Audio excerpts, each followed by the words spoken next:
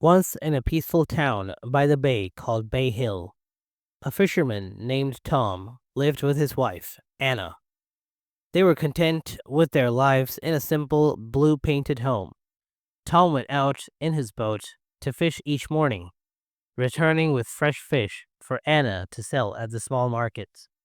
One calm afternoon, Tom cast his net into the water, expecting a big catch, but when he pulled it up, he found not just fish, but a small wooden box.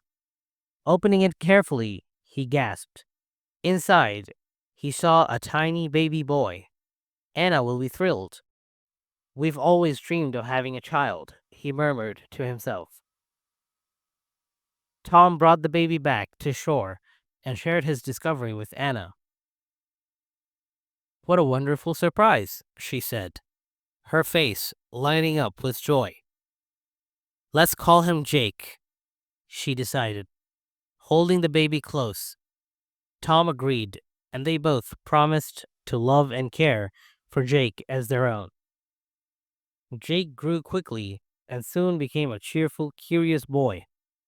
Tom taught him to fish, and the two of them would often venture out on the boat.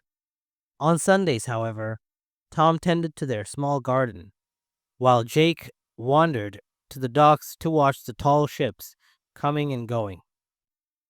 On his 17th birthday, a grand ship arrived in Bay Hill. Its sails gleamed, and its masts were painted a bright gold. A tall man in a dark cloak stood on deck, juggling sharp-edged silver balls with ease. Jake was fascinated and couldn't take his eyes off the man.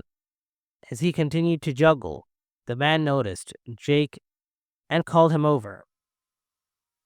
Do you enjoy juggling? The man asked, with a mysterious smile.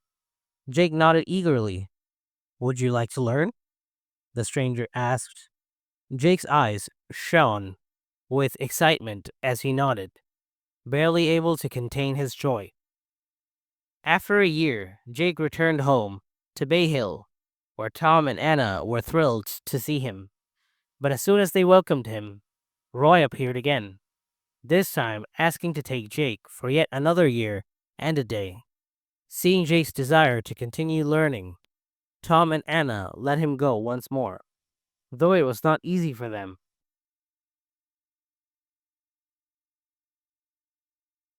As the days passed, Tom and Anna grew worried when Jake did not return. They went to the docks to search for Roy's ship, but it was gone, and no one seemed to know where it had gone. Determined to bring his son home, Tom set out alone on a long journey. For days, Tom trekked through forests, climbed hills, and crossed rivers, searching for any sign of his son. One cold evening, he stumbled upon a small, cozy cottage hidden in the woods. An old man with kind eyes welcomed Tom inside, offering him warm soup and a place by the fire. Hearing Tom's story, the old man nodded gravely. Your son is in the hands of a powerful sorcerer. He lives in a dark castle on the far hill. But I will help you, he said. The next morning, the old man gave Tom directions to the castle. Inside the castle tower, you'll find 14 pigeons. Jake is the one with a tiny black feather on his head. Choose him, and you will have your son back. Tom traveled for hours until he reached the dark castle,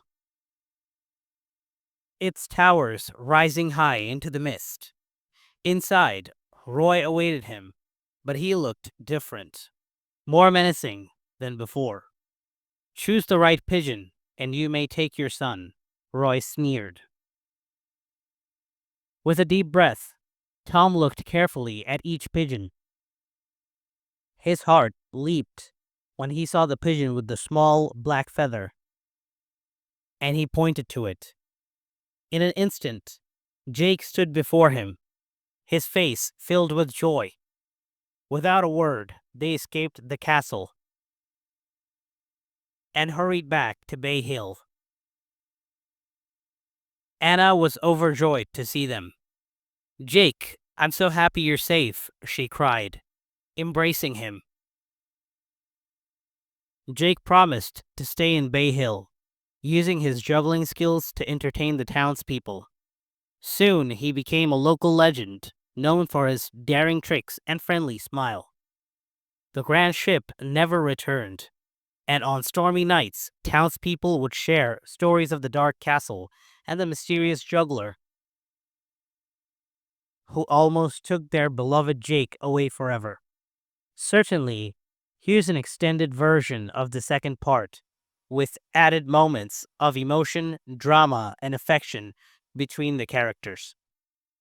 As the sun began to set over Bay Hill, a gentle breeze brushed through the town, carrying with it the scent of salt and sea.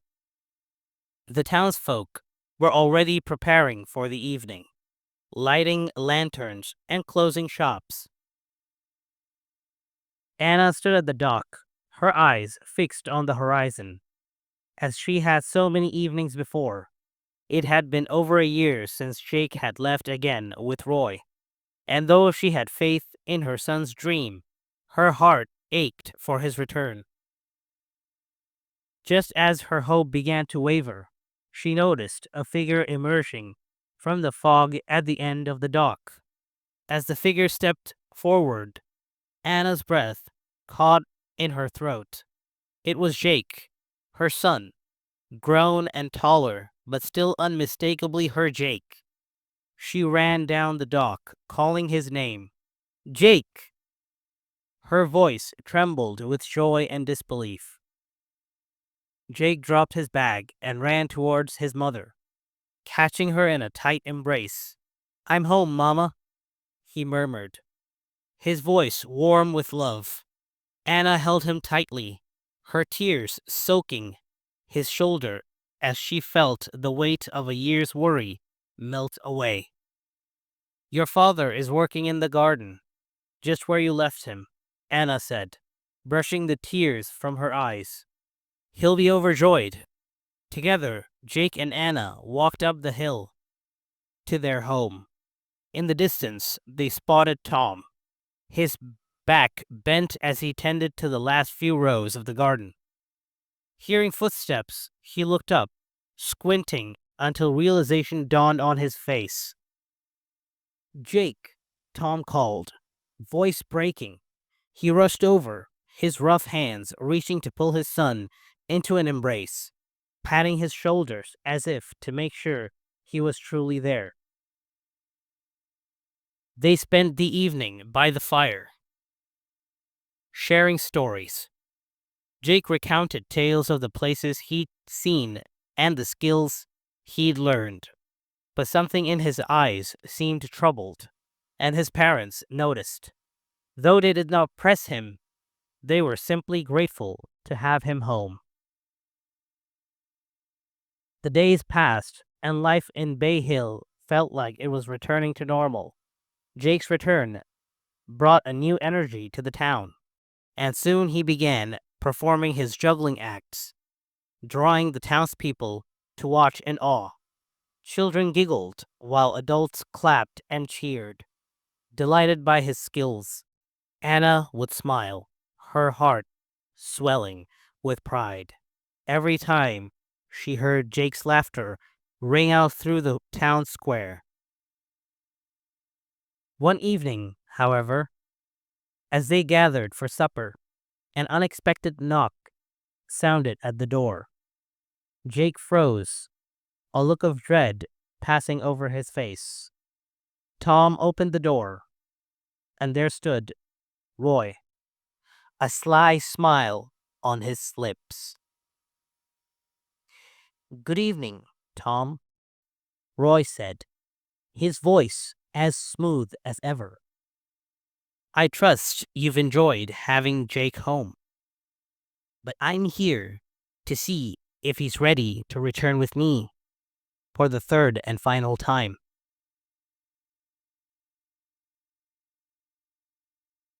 Jake's heart sank.